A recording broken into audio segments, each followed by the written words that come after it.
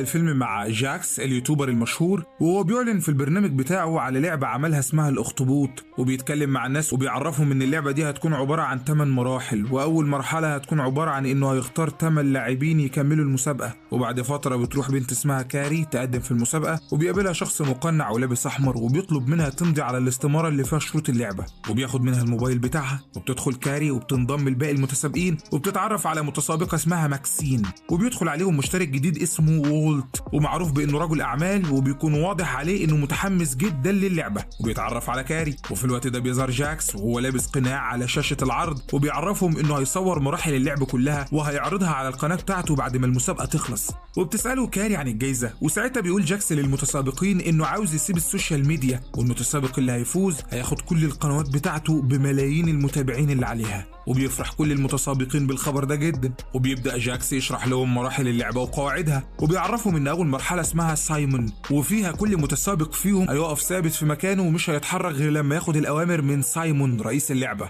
واللي هيتحرك قبلها هيخسر وهيطلع من اللعبه. وبعدها بيظهر شخص لابس لبس على شكل كلب اسمه جون، وبيكون هو المسؤول عن مراقبة اللاعبين أثناء اللعب. وساعتها بيكون في شخص من المقنعين واقف في مكان عالي وماسك بندقية.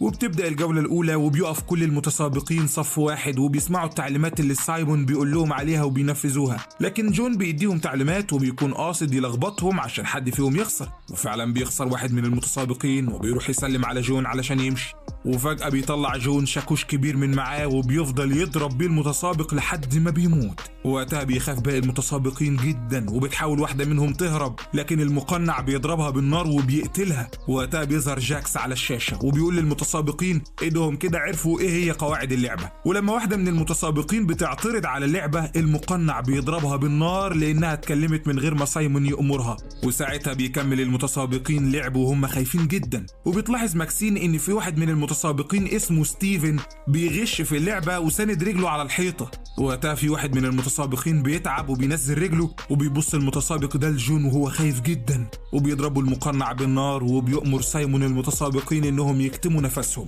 وبينفذ المتسابقين الاوامر، لكن في واحدة بتتعب ومش بتقدر تكتم نفسها وبرضه بيقتلها المقنع. وبيبدأ المقنع يصفي متسابق ورا متسابق لحد ما بيتبقى 8 متسابقين في اللعبة. وبعدها بيلبس المتسابقين اللبس الخاص باللعبة واللي بيكون لونه ازرق، وبيسلموا اللبس بتاعهم للمقنعين. وبيكون في متسابقة اسمها سانشاين خايفة جدا وبتعيط، وبتتكلم مع كاري وماكسين وبتعرفهم انها بتشتغل في مدرسة اطفال وندمانة لانها سابت شغلها واشتركت في المسابقة. وبتتكلم معاهم متسابقة تانية اسمها روث، وبتعرفهم ان اللي بيحصل في المسابقة ده امر طبيعي لان الشهرة مش حاجة سهلة ولازم يكون لها ضريبة. وساعتها وولت بيتعرف على ستيفن وبيعرض عليه انهم يتعاونوا مع بعض ويكونوا سبب في خسارة باقي اللاعبين، وبيفهموا انه يخدع كاري واللي معاها ويقرب منهم على اساس انه صديقهم علشان يخسرهم.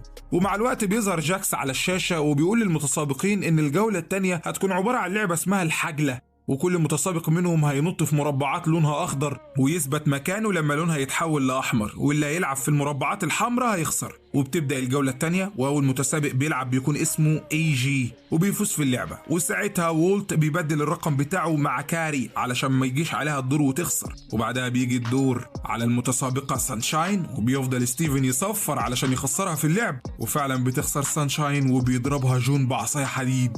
لكن كاري بتتعصب عليه وبتعرفه انه كده بيعذب فيها لحد ما تموت، فبيضربها جوني بالعصاية وبعدين بيروح يكمل ضرب في سانشاين لحد ما بيتأكد انها ماتت. وبكده بتخلص المرحلة التانية، وبعدها بيرجع المتسابقين الأوضة بتاعتهم علشان يرتاحوا. وبيروح وولت يتكلم مع كاري وبيعرفها انها شجاعة جدا، وبتسأله كاري هو ليه بدل معاها الأرقام، فبيعرفها انه كان حابب يساعدها. وبيعرض عليها هي وماكسين انهم يتفقوا مع بعض على ستيفن ويخسروه لانه بيغشهم في اللعب.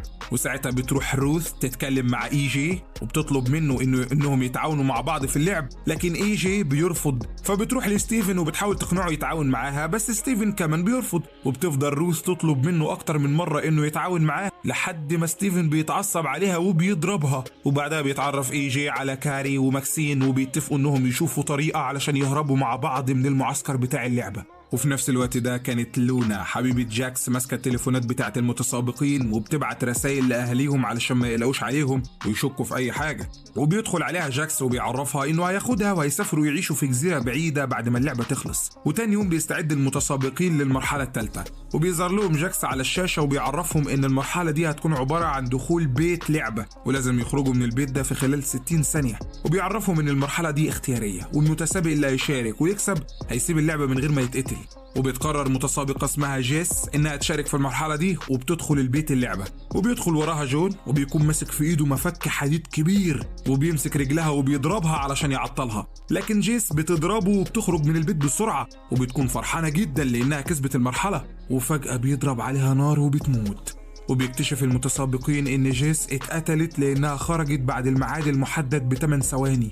وساعتها بتقرر كاري إنها تلعب اللعبة دي، لكن بتغير رأيها على آخر لحظة وبتقول للمتسابقين إنها كان نفسها تخرج من اللعبة دي، ولما جات لها الفرصة خافت ومعرفتش تستغلها. وفي الوقت ده بتروح بنت من المقنعين تقابل لونا وبتديها كيس فيه سم وبتعرفها لونا إن جاكس هيحسب كل الفلوس بتاعته من البنك بعد ما اللعبة تخلص، وساعتها هي هتشربه السم وتاخد الفلوس منه وبعدين هتديها الفلوس بتاعتها. وبعد فترة بيكون كل المتسابقين نايمين وكان جون موجود معهم في الأوضة علشان يراقبهم، وبيروح اي جي علشان يصحي كاري من النوم ويشوفوا طريقة يهربوا بيها. وبعدها بيروح لجون وبيحاول ياخد الشاكوش بتاعه من غير ما يحس، وفجأة جون بيمسك ايده وبيخاف اي جي وبيروح يكمل نوم. وتاني يوم بيستعد المتسابقين للمرحلة الرابعة وبيظهر جاكس على الشاشات وبيعرفهم ان المرحلة الرابعة اسمها لعبة الكراسي الموسيقية، وهتكون عبارة عن مزيكا شغالة و5 كراسي موجودين في المكان، وال6 متسابقين هيفضلوا يلفوا حواليها، ولما صوت المزيكا يقف يقعدوا على الكراسي والشخص اللي مش هيلحق يقعد هيخسر. وبيفهمهم جاكس ان الشخص اللي هيكسب في المسابقة دي هيتحط له $1,000,000 في حسابه. وساعتها بيبدأ المتسابقين في اللعب، واول شخص بيخسر هو اي جي، وبيدخل جون الأوضة اللي هم فيها وبيسحب اي جي بره الأوضة علشان يقتله. وبيكمل باقي المتسابقين في اللعب، وكانت كاري هي اللي هتخسر لكن وولت سابها تقعد مكانه وخسر هو وخرج بره الأوضة مع جون. وبعدها بيكمل المتسابقين لعب وبتخسر ماكسين، وبعدها بتخسر كاري. ولما بتخرج من الأوضة بتكتشف إن اي جي واللي معاه لسه عايشين وبتفرح جدا. وساعتها بيظهر لهم جاكس على الشاشة وبيفهمهم إنه ساب المتسابقين اللي خسروا في جولات المرحلة الرابعة تعيش لأنه عاوز يقتل آخر شخص هيخسر، وده معناه إن روث وستيفن هيكملوا لعب مع بعض واللي هيخسر منهم هيتقتل. وفعلا بيلعب روث وستيفن مع بعض وبتكسب روث، لكن ستيفن بيخنقها وبيوقعها من على الكرسي وفضل يضربها لحد ما روث بتفقد الوعي، وبيقعد هو على الكرسي. ووقتها وولت بيعرض على كاري واللي معاها انهم يتفقوا على ستيفن ويخسروه في الجولة الجاية.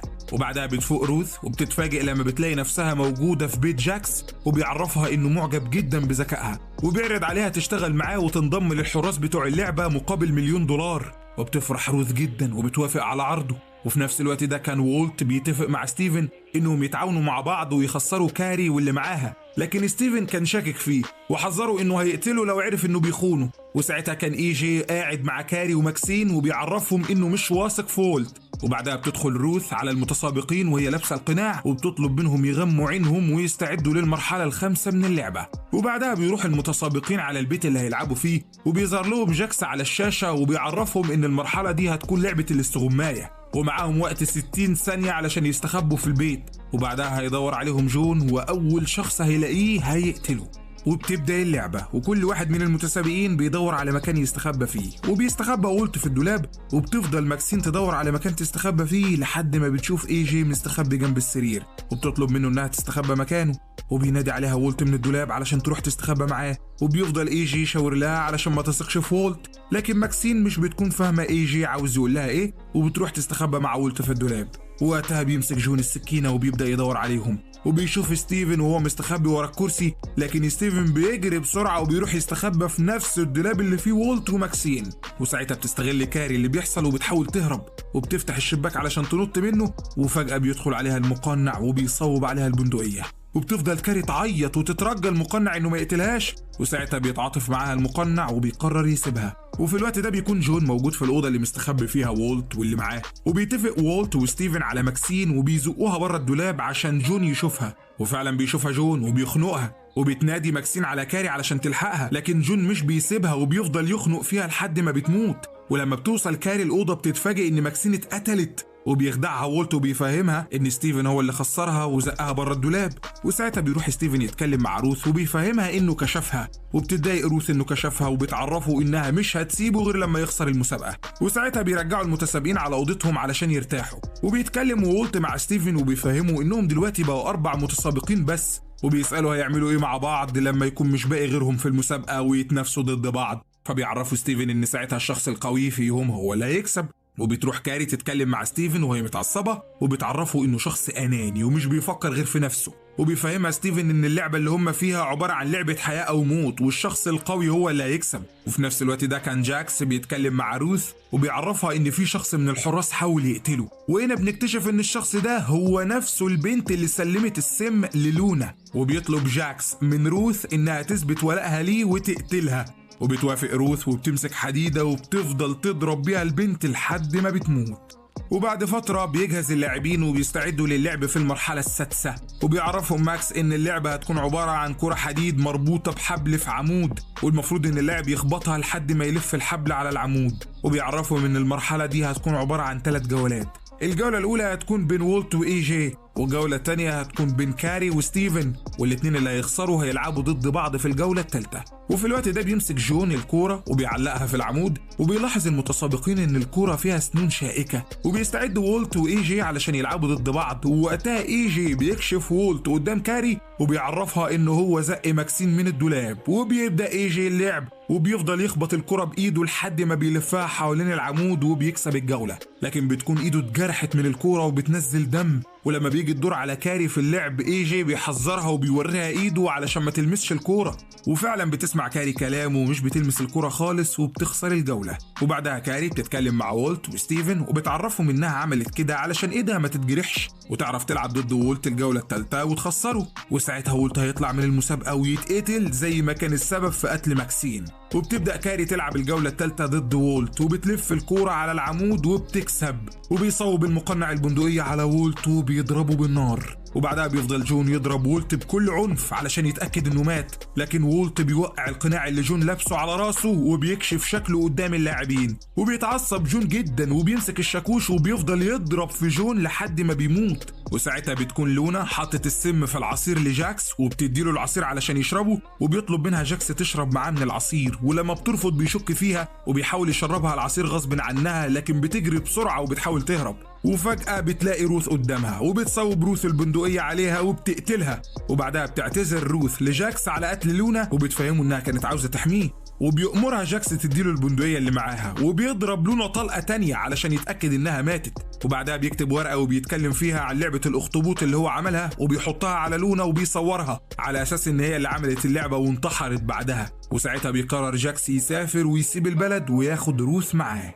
وتاني يوم بيستعد اللاعبين للجولة السابعة وبيكون متوصل لهم سلوك كهرباء في راسهم، وبيظهر جاكس على الشاشة وبيعرفهم ان المرحلة دي هتكون عبارة عن لعبة تكوين الحروف، واللاعب اللي هيقول حرف غلط هيتكهرب، وكل ما يغلط الكهرباء هتزيد لحد ما يموت. وبتبدأ اللعبة وبيفضل ستيفن يقول حروف غلط كتير، وكل ما بيقول حرف غلط بيتكهرب اكتر، والكهرباء الزيادة مش بتخليه عارف يركز في الحروف خالص، لكن في النهاية بيعرف الجملة المقصودة وبيكسب في الجولة الأولى. وده معناه ان إي جي وكاري هيكملوا لعب ضد بعض، واللي هيخسر منهم هيتقتل. وبتبدأ المنافسة بين إي جي وكاري، وكل ما بيجي الدور على إي جي علشان يقول الحرف بتاعه بيسكت لحد ما الوقت يخلص، وبيكون قاصد يعمل كده علشان يضحي بنفسه وكاري هي اللي تكسب. وبيفضل إي جي يتعرض للكهرباء لحد ما بيموت. وبعدها بيروح ستيفن يتكلم مع كاري وبيعرض عليها صداقته، لكن هي بترفض وبتتعصب عليه وبتقول له انه هو اللي كان المفروض يموت قبل إي جي وماكسين لانه بيغش في اللعب، وبتضربه بالقلم. وبيتعصب ستيفن وبيفهمها ان الناس الضعيفة اللي عندها مشاعر مش بتعرف تعيش في العالم، وعلشان كده هو قرر يكون قوي وما يلتزمش بالقواعد. وفي الوقت ده جون بيروح لجاكس البيت وبيعتذر له علشان وشه اتكشف قدام اللاعبين، وبيتعصب عليه جاك وبيعرفه ان اللاعبين ما بقوش بيخافوا منه زي الاول بعد ما عرفوا شكله الحقيقي، وبينادي على روث وبيأمرها تقتله.